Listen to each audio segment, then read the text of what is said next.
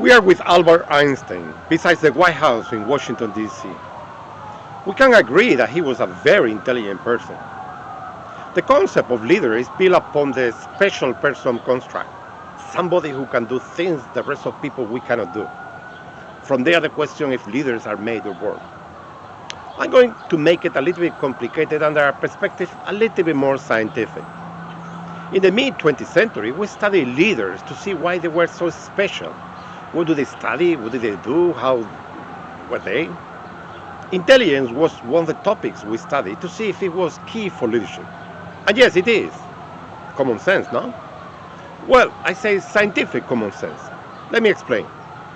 Generally, people may think intelligence is a linear function. With leadership, the better leaders, and more leaders, and the opposite.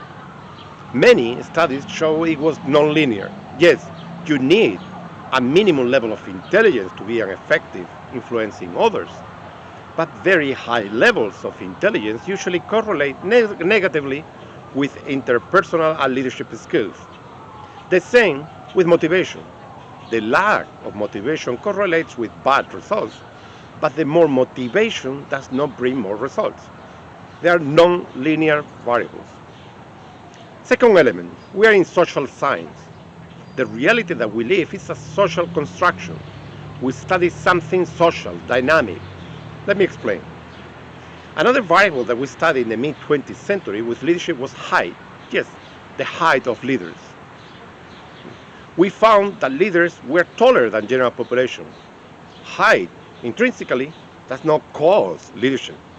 But maybe there is a positive correlation with the educational and economical level.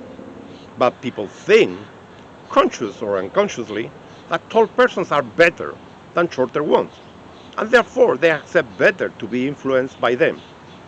It is an attributive social construction. And third element, something that it is true for a group in general does not affect all the members of the group.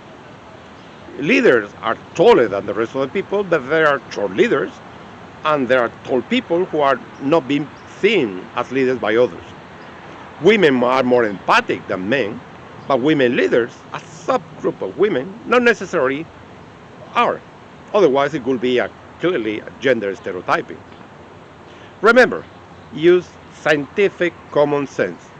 Variables usually are non-linear. More is not better. Leadership is social. It is what the society wants to be. And whatever describes a general group usually does not apply to each and all members of the group.